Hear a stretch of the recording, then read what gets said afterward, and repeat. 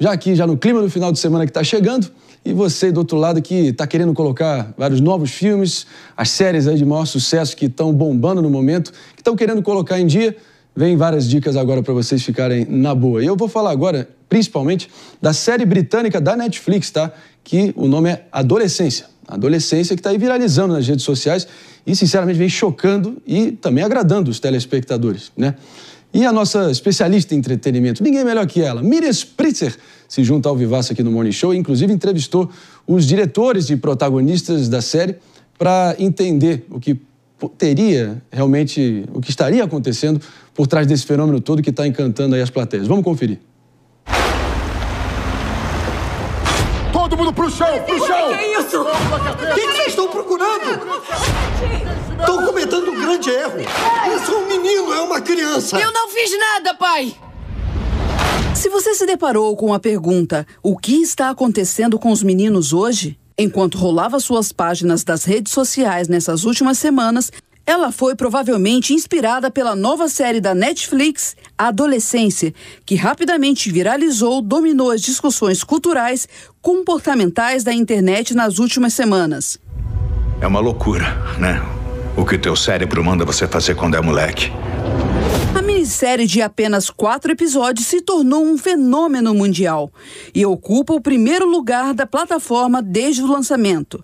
A Adolescência segue o drama de uma família que viu a vida virar de cabeça para baixo quando Jamie, o filho mais novo de 13 anos, é acusado de assassinar violentamente uma colega da escola.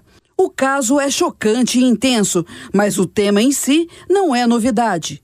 No entanto, a série não proporciona respostas fáceis, nem lições de moral. A adolescência incomoda e força o espectador a confrontar questões difíceis, ao mesmo tempo que tudo acontece com uma fluidez e tensão ininterruptas. O que você fez? A produção revolucionou o formato audiovisual das minisséries ao contar histórias sem fôlego. Toda a série foi gravada em plano sequência, ou seja, cada episódio foi filmado em uma única, implacável e contínua tomada, sem cortes. Nós tivemos um processo de 3 semanas. Nós tivemos uma semana de ensaio com o nosso diretor Phil. E aí, na próxima semana, nós estávamos trabalhando com a câmera e toda a equipe vem para o set. E nós tínhamos 2 operadores de câmera, Matt e Leahy. E eles estavam constantemente passando a câmera um para o outro em diferentes pontos dentro da cena. Então isso está constantemente em movimento, sabe? Porque era preciso manter a fluidez da câmera. E aí temos a semana final, quando estamos prontos para performar, e foi uma experiência gloriosa. O desafio exige um trabalho perfeitamente integrado da equipe de câmera, som, iluminação e dos atores com meses de preparação. Foi bem assustador por todo o processo, porque todas as noites eu estava batendo as falas e tentando ter certeza que eu não seria o cara que derrubaria a bola, mas, na verdade, algumas vezes eu derrubei e alguém estava lá para pegar para mim, me devolver e nós continuamos. E isso é o que fez ser tão bom. E mesmo assim, não tinha uma tomada onde tudo era perfeito, mas a vida é imperfeita, sabe? E isso é o que estamos tentando imitar. Todo o trabalho com certeza valeu a pena. Adolescência é uma série como há tempos não se via. Inovadora, intensa e desafiando expectativas do que é ser homem ou masculino, mesmo quando se é uma criança. Ela te faz pensar fora da caixa e não segue fórmulas prontas. Não é à toa que se tornou uma das melhores surpresas deste ano.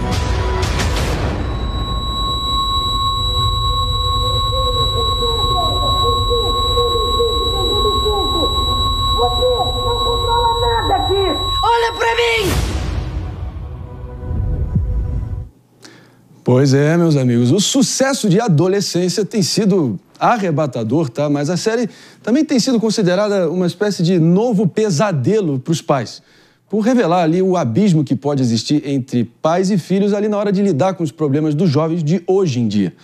E além da nossa querida Miriam Spritzer, que agora se juntar ao vivaço aqui com a gente no Morning Show, baita de uma dupla, nada mais justo que também receber a nossa psicóloga já cativa aqui do nosso Morning Show, colunista do Morning Show, doutora Lala Fonseca. Beleza, querida? Bom dia. Estou muito feliz de estar aqui. Obrigada, Marinho. Vamos aprofundar esse debate com a gente. Antes de mais nada aqui, já celebrar mais uma vez a Miriam aí subindo o sarrafo desse programa, né? É impressionante. Ela se supera.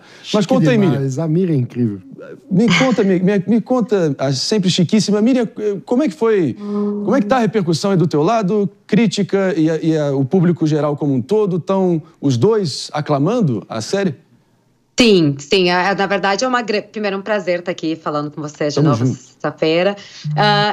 A crítica e o público têm ficado muito impressionado com essa série, porque tem duas questões, né? Tem a questão do tema dela, que é um tema super importante, super contemporâneo, atual. A gente está vendo adolescentes lidando aí com redes sociais que há 20 anos atrás a gente não via isso. Então, é até uma questão que os pais estão tendo que aprender como lidar. E se fala muito desse inimigo invisível, que é o inimigo que vive dentro do nosso celular, né? E a criança, quando pega o telefone, a gente não tem acesso ao que acontece nesse mundo dela.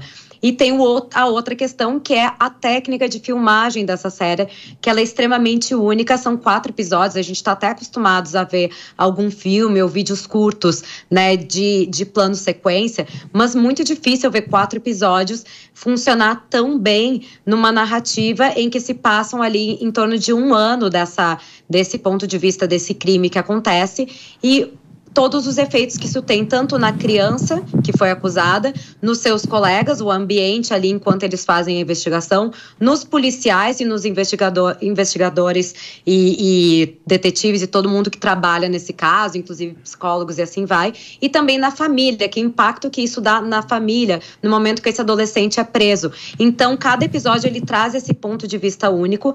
Não é uma série fácil de digerir, não é uma série divertida necessariamente de assistir, mas ela é uma série que prende muito o público por todas essas questões. Agora, doutora Lala, eu falando bem sério aqui, falo por mim, queria ouvir a tua opinião. Eu não acho que os problemas, e claro, são muitos, são flagrantes, são conhecidos, envolvidos na fase de adolescência, e inclusive a escalada desses problemas e eventualmente chegar até um brutal crime de assassinato, que seja só exclusivo a essa geração. Eu acho que isso já vem de muito tempo, mas eu acho um avanço bastante notável e bem-vindo o fato que a gente está falando sobre isso agora. Talvez, mas eu acho que vem de sempre, né? Os hormônios estão em ebulição desde que a raça humana existe. O que você acha? Eu acredito que, exatamente, né? Assim, a adolescência é um momento em que os hormônios estão ali aflorados e existe um distanciamento dos pais natural que faz parte da vida, né? A série, eu achei muito interessante, eu assisti a série e ela traz uma questão relacionada ao bullying, né? Ela traz um movimento Red Pill que vem a partir do digital, né? Não é em função da família. E tem um ponto extremamente importante relacionado à negligência, talvez, ou o descuido. E aí, o quanto, né, que eu acredito que, não sei se a Miriam teve a mesma perspectiva, mas uma sensação de um soco no estômago mesmo quando você está vendo e está falando assim, esse talvez possa ser o meu filho? Né? O quanto que eu desconheço alguém que eu convivo, mora dentro da minha casa, e aí a gente olha para dentro dos nossos lares e fala assim, mas será que eu também não estou permitindo que isso aconteça? Será que eu não estou permitindo esse distanciamento? E o quanto que eu deixo o digital invadir? Vamos falar com o papai Pepe aqui, então. O que você acha? Calma, esse eu acho que é o tema principal dessa minissérie. Eu não assisti toda, não. Assisti só o primeiro episódio. Mas fisgou você? Fisgou? Me fisgou, é um soco no estômago. E o ponto principal é o seguinte, nós somos individualmente multidimensões de pessoas dentro de nós, né? E tem uma diferença que você colocou no modo de ver para o mundo contemporâneo, que é a internet, redes sociais, que está cada vez mais proliferada dentro da adolescência, né? Uhum. E os pais não sabem qual que é a vida do filho na internet.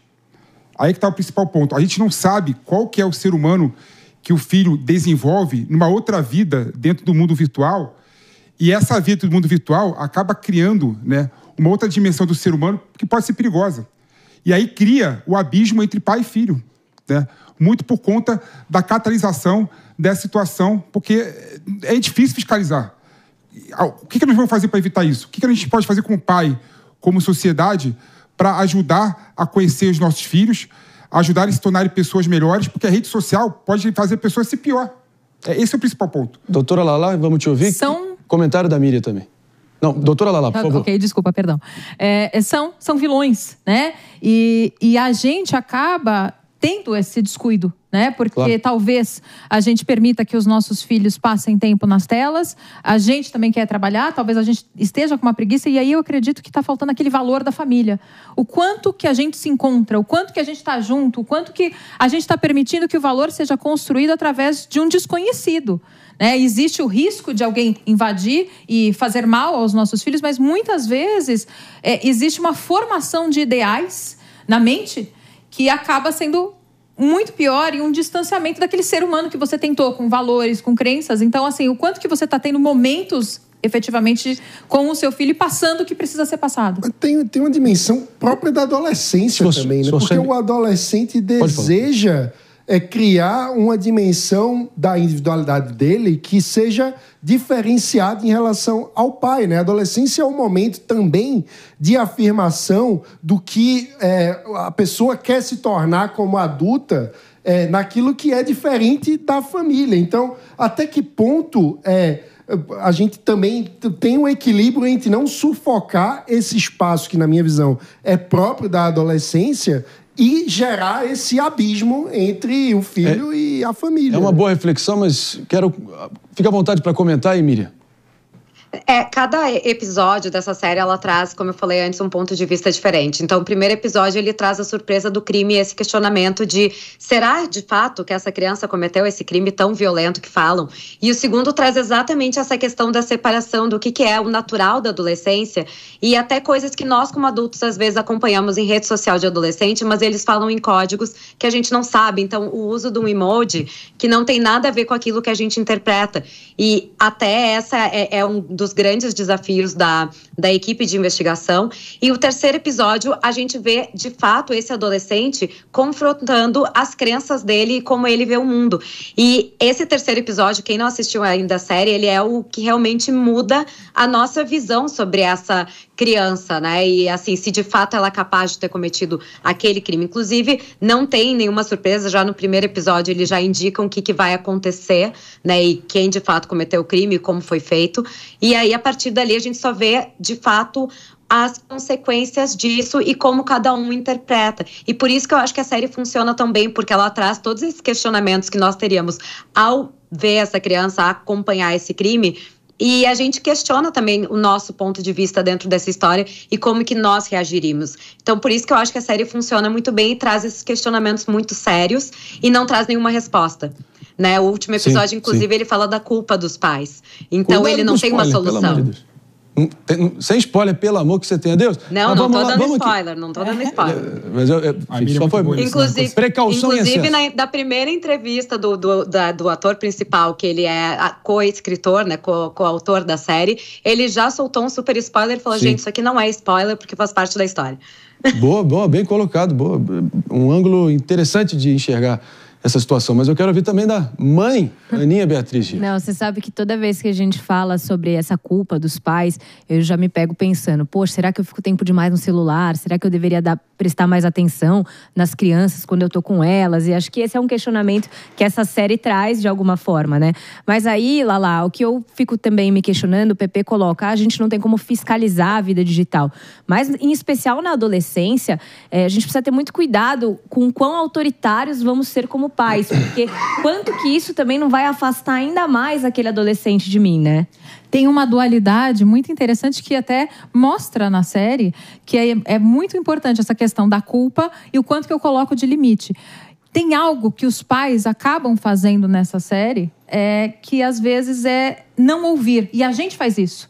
Às vezes a gente se confronta com uma situação e um desconforto que a gente recebe aquela informação e aí você fica meio na saia justa, às vezes troca de assunto e você não pode fazer isso com seu filho. De forma nenhuma. Você tem que conseguir permitir com que ele fale, conseguir abordar o assunto, mesmo que seja um assunto que você está levando um soco no estômago. Porque se você simplesmente veta o assunto ou coloca um limite ali de uma forma muito acentuada, é claro que a gente precisa dar limites para os nossos filhos, eu não estou negligenciando esse ponto.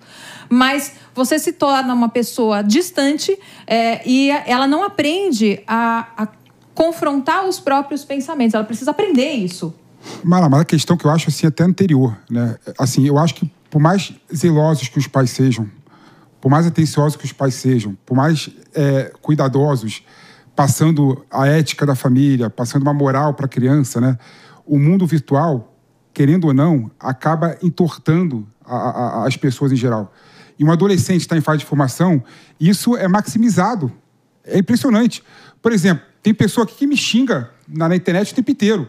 Quando eu encontrei uma pessoa que me xingava o tempo inteiro na internet e vi pessoalmente, o cara me abraçou, falou, eu gosto do seu comentário. Ou seja, as pessoas na internet são malvadas em geral. E na adolescência está formando o caráter da pessoa, isso é maior ainda. Então, como é que a gente vai lidar com a internet, com as redes sociais para a adolescência, sabendo que a adolescência está formando o caráter, está formando a pessoa, não é? E é um mundo que você não consegue segurar. Eu não sei como é que a gente faz, eu que tenho filha, eu não sei como é que eu vou lidar com a situação. Ela vai estar na internet. Esse é o problema. Sim, e acredito que todos nós vamos passar por isso. Nessa série, ele tem 13 anos. 13 anos, não é a gente não pode nem falar que é efetivamente um grande adolescente, exatamente, né? Então é a formação, sim, faz parte da consciência. Eu confesso, digo pra você que eu também não sei como é que eu vou lidar. Meu filho tem 9 anos e já é difícil esse controle, já é difícil passar pra ele que é mais importante ele estudar pra uma prova do que ficar no YouTube. São hormônios que as crianças que estão prestes a virar adolescentes ou virando adolescentes simplesmente nunca sentiram, não estão acostumados a lidar com isso, né? E são hormônios, cara, que a evolução desenhou. Por exemplo, a testosterona nos meninos, né, nos homens, para nos tornarmos seres mais agressivos e violentos, porque isso era absolutamente necessário lá nos tempos mais primórdios, onde era um Deus dará cada um por si. Então, imagina hoje em dia, então, com esse mundo engessado que a gente vive, não tem espaço livre para dar vazão a isso. Às vezes vira raiva, né, no coração do adolescente. Sim, e essa vazão, muito pode ser em função da gente sair do digital, fazer com que os filhos aprendam a fazer atividade física, a sair para o mundo, a estar em contato, porque isso ajudaria muito, né? Tanto eles deixarem de ter tanto contato com o digital, quanto dar vazão a essa agressividade. Então, o quanto que a gente não pode incentivar os nossos filhos à atividade física, fazendo também atividade física, porque a atividade física é uma forma saudável da gente lidar com isso.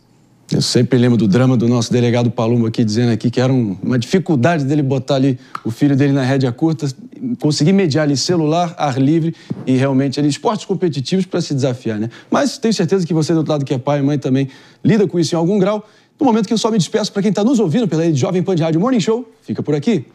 E a gente segue adiante, hein? A todo vapor aqui, papo tá bom, papo tá bom. Miriam, olhando adiante aí, mais algum comentário? Fica à vontade. Não, o comentário que eu ia comentar até essa série traz um pouco disso, né? A gente via, assim, casos de bullying na escola há 20 anos atrás, quando o horário escolar terminava, a criança ia para casa, tinha outros amigos, tinha outro lugar para escapar. Hoje em dia, com internet, com rede social, ela não escapa desse bullying, porque o problema vai para casa junto. Então, ele sai da escola, vai para casa, abre o celular e continua ali as brincadeiras, as piadas, as coisas que machucam. Então, eu acho que fica muito mais invasivo e muito mais difícil também de separar o que é aquele sofrimento que uma criança passa na escola para dentro de casa.